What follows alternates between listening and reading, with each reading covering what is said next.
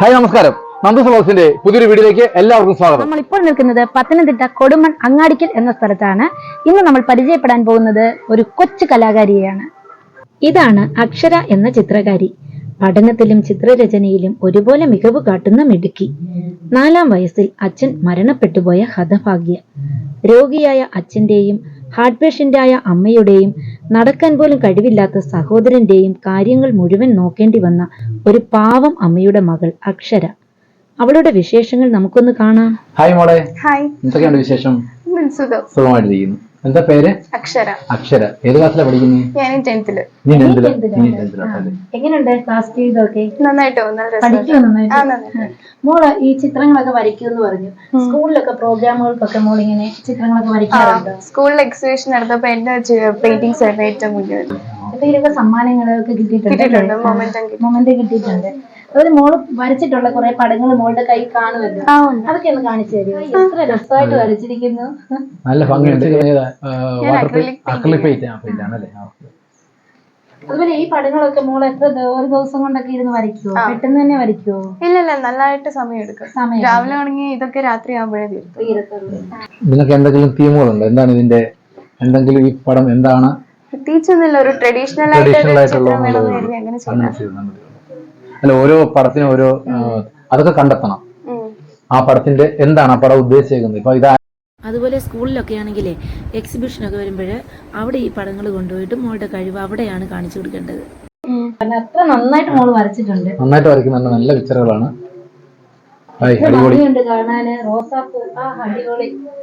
ഇതെങ്ങനെ ചെയ്തതാ? ഡോട്ട്ലിംഗ് മണ്ടാള എന്ന് പറയുന്നത്.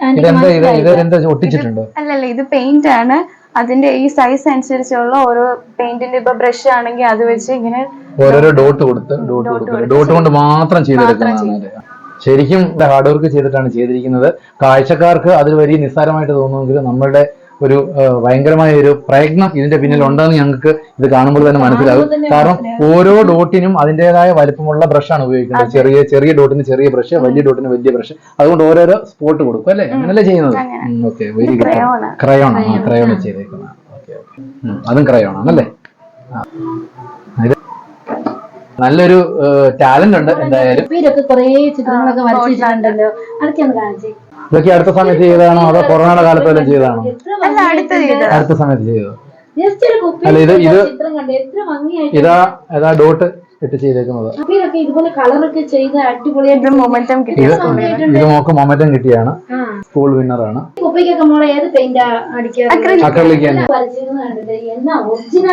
ഈ പൂക്കള് മോള് തന്നെ വരച്ചതാണോ? അതെ, ഞാൻ തന്നെ വരച്ചത്. മോളെ ഈ പടം വരയ്ക്കാനുണ്ടായ ഒരു സാഹചര്യം?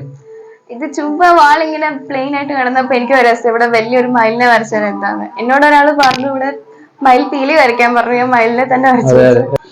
അപ്പൊ രസം, മയിലിനെ വരച്ചപ്പോ ബാക്കിയുള്ള ഓട്ടോമാറ്റിക്കായിട്ട് പെയിന്റിങ് മുന്തിരിങ്ങ 2 തരം കളർ ഉപയോഗിച്ച് ഒരുമിച്ച് ചെയ്യുന്നത്. പക്ഷേ തന്നെ 2 കളർ. പിന്നെ ഇങ്ങനെ പെയിന്റിങ്ങിനെ കുറിച്ച് എന്താ കൂടുതലായിട്ട് എവിടെയെങ്കിലും സെർച്ച് ചെയ്തിട്ടുണ്ട് ചെയ്യുന്നതിനെ പറ്റിയൊക്കെ? പ്രത്യേകിച്ച് സെർച്ചിങ് ഒന്നും ചെയ്തിട്ടില്ല. ആരെങ്കിലും എന്തെങ്കിലും ഇതിനെ പറ്റി പറഞ്ഞു തന്നിട്ട്? അല്ല, സ്വന്തമായ കഴിവുകൊണ്ട് അങ്ങ് ചെയ്യുകയാണല്ലേ? അതുപോലെ ആദ്യം ശ്രദ്ധിച്ചു മോള് ലാപ്ടോപ്പിൽ നോക്കിക്കൊണ്ട് പെട്ടെന്ന് ചിത്രം വരയ്ക്കുന്നതായിട്ട് കണ്ടു. ഈ ലാപ്ടോപ്പിൽ എങ്ങനെ ഈ പിക്ചേഴ്സ് ഒക്കെ മോള് കിട്ടുന്നതാണ്? ഞാനത് നെറ്റിൽ നിന്ന് സെർച്ച് ചെയ്ത് എടുക്കുന്നത്. എനിക്കൊരു അട്രാക്ഷൻ തോന്നി, ഞാൻ അതെടുത്ത് സേവ് ചെയ്തിട്ടിട്ട് അതിരുന്ന് വരയ്ക്കും. അങ്ങനെ വരച്ച ഏതെങ്കിലും കുറച്ച് ഇരിപ്പുണ്ടല്ലോ, അതൊന്ന് കാണിക്കണേ. ഇത്രയൊന്നും അല്ല, വേറെയും കുറെ ഉണ്ട്. ചിത്രകാരിയായ കലാകാരിയുടെ അമ്മയാണ് ഇത്. ചേച്ചി, ഈ വീട്ടിൽ വേറെ ആരൊക്കെയുണ്ട്? വീട്ടിൽ അച്ഛൻ, അമ്മ, ആങ്ങള, മോള്. ആങ്ങളൊക്കെയാണ് സുഖമില്ലാത്തവ. അമ്മയും വയ്യാതെ, ഹാർട്ട് പേഷ്യന്റ്. എന്റെ കിട്ടുന്ന തുച്ഛമായ വരുമാനം കൊണ്ട് അവര് കഴിഞ്ഞു. ചെടിക്കടയാണ്. അതിന് വലിയ ഇതൊന്നുമല്ല, കൊച്ചൊരു കടയാണ്, ചെറിയ കടയാണ്. അതുപോലെ മഴക്കാലമായി കഴിയുമ്പോൾ കച്ചവടമൊക്കെ തീരെ മോശം. ആ ഒരു വരുമാനം കൊണ്ടാണ് ഞാൻ കഴിയുന്നത്. അവനെയാണെങ്കിൽ തന്നെ മരുന്ന് മേടിക്കണം. അമ്മയാണെങ്കിലും അച്ഛനായാലും വയ്യാത്ത. അച്ഛനെയും ഹാർട്ട് പേഷ്യന്റ്, അമ്മയും തീരെ വയ്യാതെ നടക്കാനും എല്ലാം പറ്റും. ജോലിക്കൊന്നും പോകാൻ പറ്റത്തില്ല. ചേച്ചിക്ക് ഈ ഒരു മോള് മാത്രമേ ഉള്ളൂ അല്ലേ? ഈ ഒരു മോള് മാത്രമേ ഉള്ളൂ. മോളെ ആണെങ്കിലും കോന്നിയിലാണ് പഠിക്കുന്നത്. മോളെ സ്കൂളുകാര് ഫ്രീ ആയിട്ടാണ് പഠിപ്പിക്കുന്നത്. ഏത് സ്കൂളിലെ മോനെ? ഫീസ് ഒന്നും മേടിക്കുന്നില്ല. കടങ്ങളും ബാധ്യതകളും ഒക്കെ ഉണ്ട്.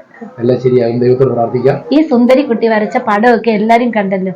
ഇങ്ങനെയുള്ള കുഞ്ഞിനെ നന്നായിട്ട് പ്രോത്സാഹിപ്പിക്കണം. അതുപോലെ തന്നെ ഈ അമ്മയുടെ കഷ്ടപ്പാട് നമ്മളെല്ലാവരും കേട്ടല്ലോ. അതുകൊണ്ട് ഈ വീഡിയോ പരമാവധി എല്ലാവരിലേക്കും ഷെയർ ചെയ്ത് കൊടുക്കണം. കാരണം ഈ മോളെ നമ്മുടെ സമൂഹം അംഗീകരിക്കണം. ഈ ചെറിയ ചെറിയ വീഡിയോസ് ഒക്കെ നമ്മൾ എല്ലാവരും യൂട്യൂബിലായാലും ഫേസ്ബുക്കിലായാലും ഒക്കെ നിങ്ങൾ ഷെയർ ചെയ്യുന്ന കൂട്ടത്തിൽ ഈ ഒരു മോളുടെ ഈ ഒരു വീഡിയോ കൂടി എല്ലാവരും ഷെയർ ചെയ്ത് കൊടുക്കണം. മോളെ സപ്പോർട്ട് ചെയ്യണം. ഇത് മോള് വരച്ച വേറെ പടങ്ങളാണ്, ഇതുകൂടി കാണിച്ചു തരാം. എത്ര ഒറിജിനാലിറ്റി ആയിട്ടാണ് ഈ മോള് പടങ്ങൾ വരച്ചേക്കുന്നത്. സാമ്പത്തികത്തിന്റെ ബുദ്ധിമുട്ട് കാരണം കുഞ്ഞിനെ പഠിപ്പിക്കാനൊന്നും ഈ ചേച്ചിക്ക് വിടാൻ ഒത്തിട്ടില്ല. എന്തായാലും നിങ്ങൾ എല്ലാവരും ഈ പടങ്ങൾ കാണുക, മറ്റുള്ളവരിലേക്കെങ്കിലും എത്തിച്ചു കൊടുക്കാൻ ഒരു ശ്രമം നിങ്ങൾ നടത്തി തരിക.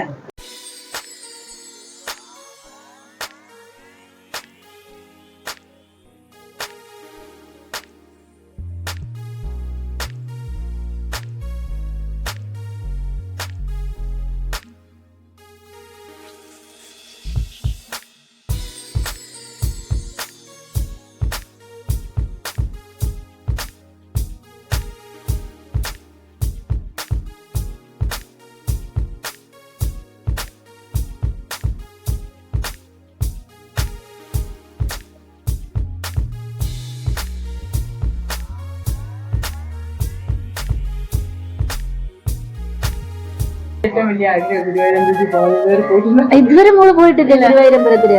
കണ്ട, ഈ കുഞ്ഞിന്റെ വലിയൊരു ആഗ്രഹമാണ് ഗുരുവായൂരമ്പലത്തിൽ പോകണമെന്ന്. ഈ കുഞ്ഞിനെ ഏറ്റവും അവൾക്ക് ഇഷ്ടപ്പെട്ട ഒരു പിക്ചറാണ് കൃഷ്ണന്റെ രാധ. കൃഷ്ണനും രാധ. ഈ പിക്ചറിനെ പറ്റി മോക്ക് എന്താ പറയാനുള്ളത്?